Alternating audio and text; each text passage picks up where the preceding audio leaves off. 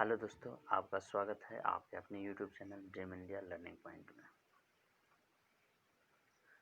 हम उम्मीद करते हैं कि आप लोग अच्छे होंगे और यह जो अध्याय है यह एनसीईआरटी 10th क्लास की ये जो चैप्टर है वो चैप्टर नंबर 11 है। और इस चैप्टर की एक सबसे खास बात क्या है ये आपको हम बताते हैं।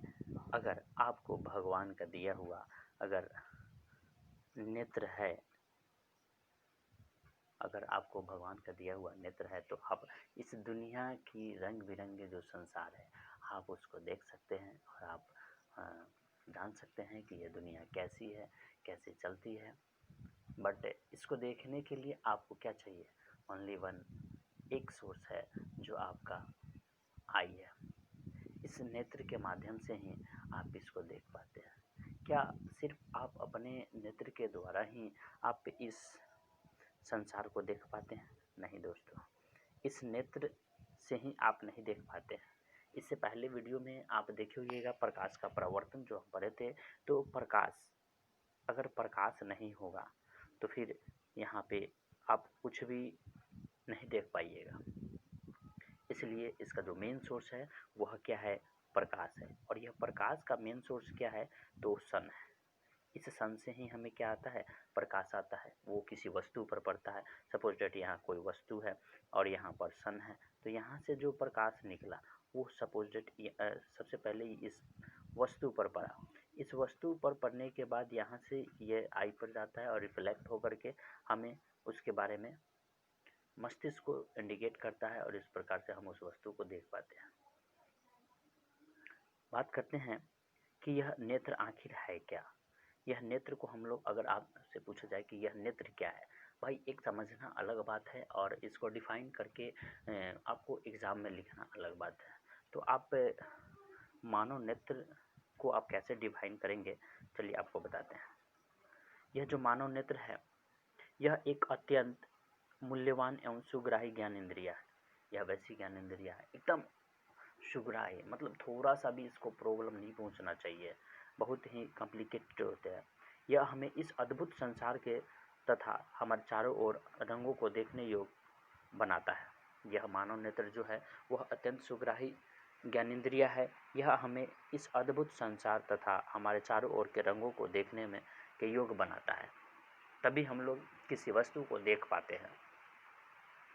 आपको बताते हैं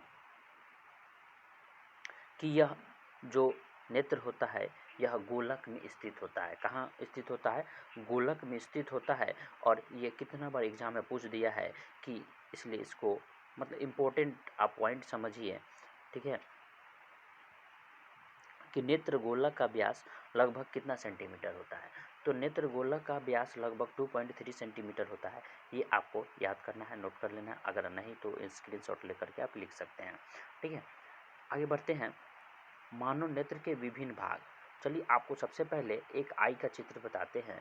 यह जो आई का चित्र है ये दोस्तों ध्यान से देखिएगा, इसको आई का चित्र कहते हैं।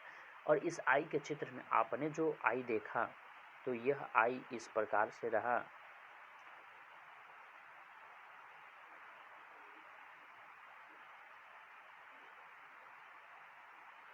आपने जो आई देखा वो इस प्रकार से रहा, ठीक है। और इस प्रकार से जो आई आपने देखा तो ये आई आपको जो मेन फ्रंट है, मतलब आप फ्रंट व्यू से देखते हैं तो ये आपको आई दिखता है। लेकिन इसका जब पार्श्व भाग देखेंगे, मतलब इसका हाफ देखेंगे, इसको अगर हाफ कर देते हैं तो ये कटा हुआ जो भाग दिखेगा वो किस प्रकार से दिखेगा। तो इसमें क्या क्या होते हैं एक एक करके जानेंगे और फिर उसके बारे में आपको हम बताते हैं। तो ये मानव नेत्र के क्या हैं?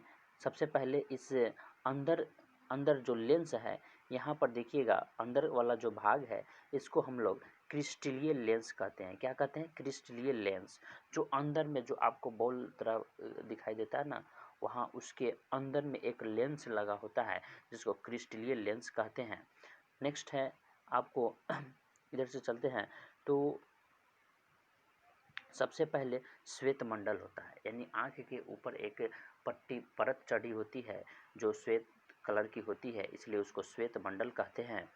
और उसके अंदर यहाँ पर देखिएगा, इसके अंदर जो है वह पुतली है। क्या है? पुतली। पुतली में यह परितारिका है जो क्या करता है, प्रकाश को नियंत्रित करता है कि कितना प्रकाश अंदर जाना है, कितना नहीं जाना है। ठीक है। इसमें आपको नेत्रोद, मतलब ये इसमें जो द्रव भरा होता है, पुतली के अंदर जो द्रव भरा होता है उसको नेत्रोद कहते हैं। क्या कहते हैं? नेत्रोद कहते हैं। नेक्स्ट है आपको पश्चिमाभिपेशिया। पश्चिमाभिपेशिया क्या है? यानी कि क्रिस्टल लेंस जिस पेशियों द्वारा वो सटे होते हैं, जो उसको एडजस्ट करके रखा रहता है, उसको पश्चिमाभिपेशिया कहते हैं। दृक् तंत्रिका क्या है? अर्थात जो आप किसी चीज़ को देखते हैं, वस्तु को देखते हैं, तो यह सूचना आपके मस्तिष्क को भेजता है। कहाँ भेजता है? मस्तिष्क को। तो यह मस्तिष्क के पास जैसे ही जाता है, वो किस माध्यम से जाता है? दृक् तंत्रिका के माध्यम से जाता है। किस तंत्रिका से? दृक् तंत्रिका का। और लास्ट है दृष्टिपटल। ये दृष्टिपटल क्या है दोस्तों? तो इसी पर यहाँ पर आकर के आप यहाँ से देखते हैं और यहाँ पर आकर के इमेज बनता है। क्या बनता है? इमेज बनता है, और इसी से आप देख पाते हैं। चलिए एक एक करके जानते हैं कि यह क्या है। श्वेत मंडल। श्वेत मंडल के बारे में जानते हैं। श्वेत मंडल है क्या?